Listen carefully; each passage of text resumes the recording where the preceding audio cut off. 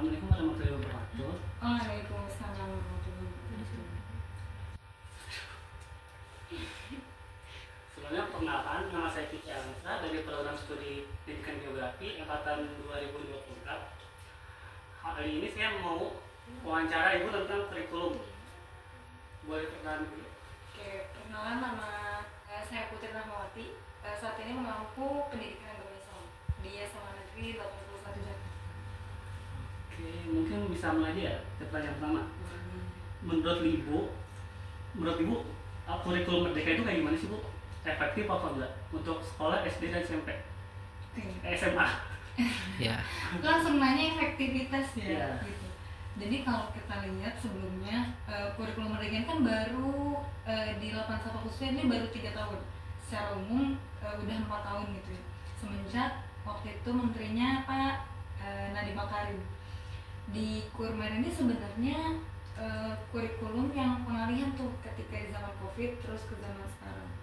Sebenarnya ini kurikulum yang bagus banget karena seperti yang kita dengar gitu ya, di Kurmer ini semua kendali itu sebenarnya ada di sekolah masing-masing, nggak berpusat pada kementerian, termasuk untuk urusan pembelajaran materi gitu yang dulunya indikator terperinci gitu kita tentukan KD-nya, KDKI-nya.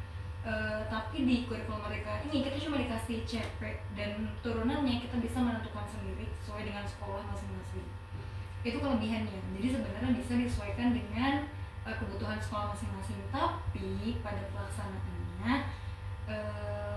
karena ini dadakan ya, jadi memang dalam prosesnya namanya perubahan ya. Kayaknya hampir setiap perubahan kita akan perlu sih gitu ya. Ada proses penyesuaian gitu. Nggak mungkin bisa langsung oke gitu karena dalam penyesuaian ini kita jadi harus tahu kebutuhan sekolah kita seperti apa. Kalau kita nggak tahu, nah itu yang repot. Kita kan nggak punya tujuan yang jelas gitu ya. Turunannya juga jadi kurang jelas kurikulumnya seperti itu. Dan lagi-lagi sebaik-baiknya kurikulum balik ke pelaksana kurikulumnya sebenarnya, yaitu dewan gurunya yang melaksanakan kurikulum itu. Mungkin langsung ke pertanyaan kedua ya bu. Masih tentang kurikulum merdeka. Kan kalau di kurikulum merdeka itu kan nggak ada UN ya bu. Menurut ibu gimana dengan nggak ada UN itu? Oke, sebenarnya menurut kamu penting nggak sih UN? Penting menurut saya, soalnya buat agar siswa itu semangat sih sebenarnya.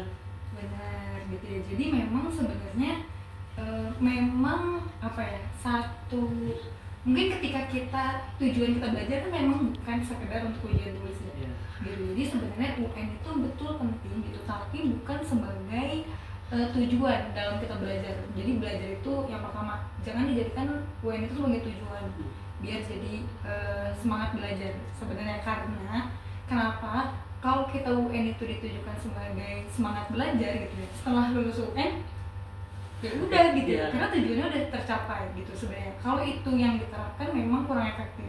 Tapi ketika UN itu dimaksudkan untuk mengukur kemampuan siswa dengan, kan kalau yang mencolok dari kurikulum merdeka ini adalah nggak ada KKM. Yeah.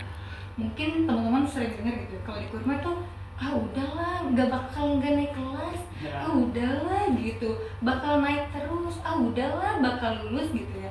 Nah sebenarnya ini terjadi karena memang ibu kurang paham juga gitu ya. Tapi ini yang disayangkan adalah bagusnya kurikulum merdeka ini tidak dimulai dari awal. Jadi kurikulum merdeka ini datang ujuk-ujuk sesuai dengan tingkat saat itu. Misal kalau mereka dari SMP, yaudah mereka baru kurma itu di SMP. Sedangkan waktu SD-nya dia tidak terdidik dengan metode kurikulum merdeka. Padahal kurikulum merdeka itu nggak bisa yang ujuk-ujuk jadi dewasa dalam tanda petik gitu. Jadi UN itu sebenarnya penting untuk sebagai tolak ukur gitu ya, untuk mengukur sejauh mana kemampuan siswa. Dan sama kayak kurang lebih kayak ANBK. Kan ANBK itu nggak di kelas 6 SD, nggak di kelas 3 SMP, nggak kelas 3 SMA gitu ya.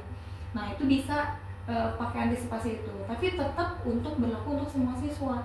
Kalau sekarang kan ANBK itu hanya untuk beberapa siswa aja ya, dan hasilnya untuk menilai sekolah. Tapi akan lebih oke sih menurut ibu ketika itu dikembalikan juga ke pribadi anaknya masing-masing. Jadi semua anak tetap ujian gitu ya. Jadi mereka punya tolak ukur mereka sejauh mana mereka bisa memperbaiki gitu ya prosesnya gitu ya. Dan memang kan tujuan sekolah itu memperbaiki prosesnya. Bukan ketika tahu lulus terus ya udah melanjutin, ketika nggak tahu lulus ya udah nggak lulus aja gitu. Tapi tujuan sekolah itu ya memperbaiki prosesnya. Untuk pertanyaan keempat ya sekarang ya. Untuk pertanyaan keempat itu, menurut ibu kendala yang paling susah itu waktu ngajar itu siswa-siswa dari kurikulum Merdeka dan gak ada UN itu gimana sih bu? Oke. Sebenarnya kalau di mapel ibu kan di UPAI ya, Iya. dari dulu kan memang gak ada UN PAI gitu ya. Oh. Jadi sebenarnya tidak terlalu banyak terpengaruh sama ujian nasional. Tapi kalau ibu rasa dari kurikulum Merdeka ini kita tuh jadi kendalanya anak-anak itu jadi gini, kalau di Islam kan kita kenal ada dua metode. Ada orang yang bisa diiming-iming surga, ada orang yang bisanya ditakut-takutin neraka. Nah di kurikulum Merdeka ini sebenarnya keren banget gitu. Kenapa? Karena sebenarnya secara prinsip kurikulum Merdeka itu sangat mendekati dengan pendidikan Islam, dimana kayak misalnya yang nyentrak itu di kurikulum Merdeka nggak boleh menghukum gitu ya, tapi harus pakai pendekatan yang lembut misalnya. Dan ini yang sering banget miss gitu. Jadi ternyata yang sering digaungkan itu kan pendidikan kurikulum Merdeka ini nggak boleh menghukum. Padahal ada embel-embelnya loh. Kenapa sih nggak boleh menghukum? Ternyata kita disuruh untuk mengedepankan keteladanan. Jadi guru itu nggak boleh menghukum, tapi dengan catatan kita memberikan keteladanan.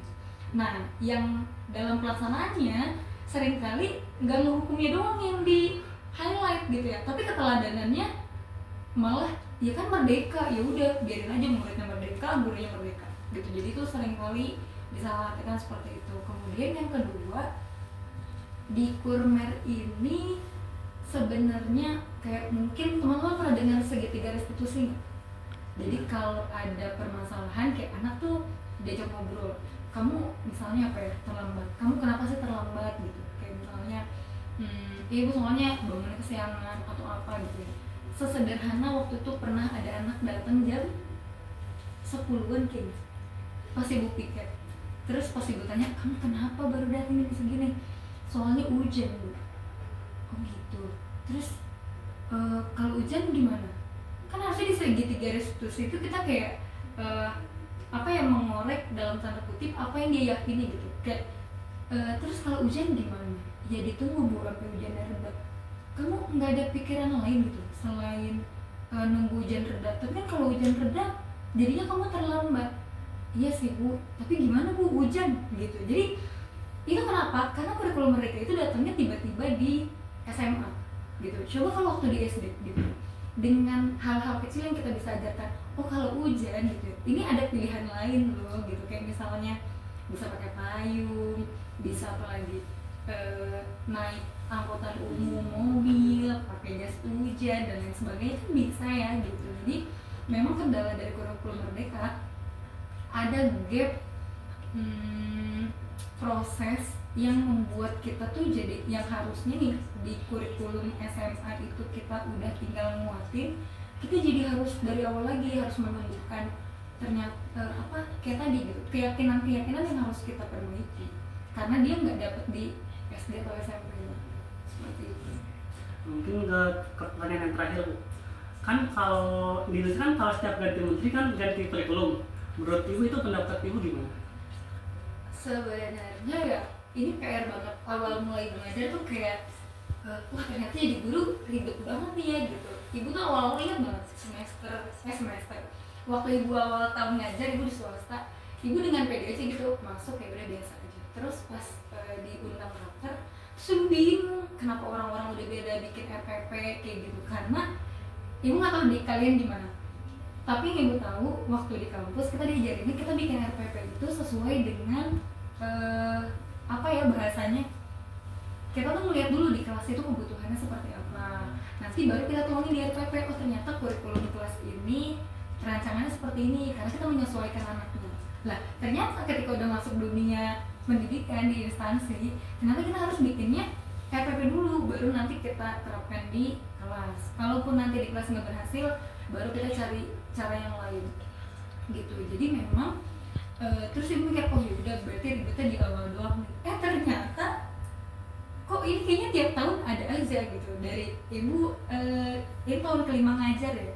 Di tahun pertama kayak kurikulum 2013 yang apa sih, yang awal tuh, terus tiba-tiba berubah RPP yang jadi cuma 1 lembar katanya, tapi ternyata nggak selembar juga.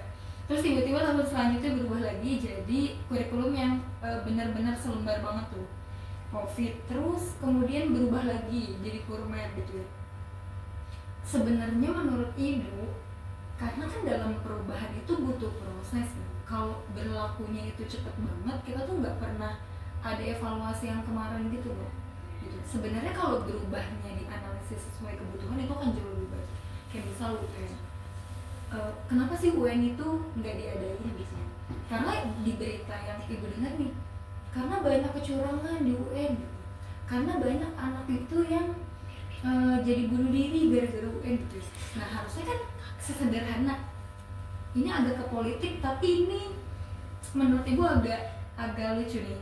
Ini tentang cara berpikir. Kayak misal kemarin kalau kita ngambil sepotong doang nih ya, kalian dengar nggak sih ada kampanye dari salah satu paslon yang bilang salah satu cara mengatasi kemacetan dengan menghilangkan lampu lalu lintasnya, lampu merahnya gitu kan ya.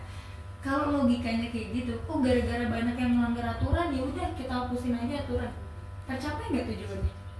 Enggak gitu ya. Sama kurikulum juga tuh seperti itu. Kita menganalisis dulu ini kendalanya di mana, kebutuhannya di mana, baru diperbaiki. Dan diperbaikinya pun berproses gitu. Jangan tiba-tiba kurmen bukannya berproses bu, iya betul berproses gitu ya. Tapi dalam pelaksanaannya gitu ya, anak itu dapat kurikulum ketika dia udah di jenjang tinggi gitu. Mereka nggak dapat di awal. Jadi mungkin kalau seandainya mau berubah sebenarnya lebih baik, itu akan sangat baik gitu ya. Karena memang orang kan hidup itu pasti berubah, nggak mungkin stuck gitu-gitu aja. Jadi berubah itu sebenarnya nggak masalah selama kebutuhannya itu sesuai, perubahannya itu sesuai dengan kebutuhan. Ada prosesnya, ada antisipasinya. Jangan sampai kayak sekarang. Kalau kalian tahu sekarang itu kita semuanya hampir based online, kayak pelatihan itu banyak banget yang online. Diasumsikan bapak ibu guru bisa ngajar sambil online, padahal kan gimana caranya ngajar sambil online tuh gimana, agak sulit gitu. Jadi kalau bisa sih tetap ada offline gitu ya, tetap ada pelatihan langsung, jangan yang online aja kayak gitu. Itu sih. Namun karena pertanyaan saya juga sudah habis, jadi mungkin sekian dari saya. Wassalamualaikum warahmatullahi wabarakatuh. Waalaikumsalam Terima kasih Ibu. warahmatullahi wabarakatuh. Sama-sama.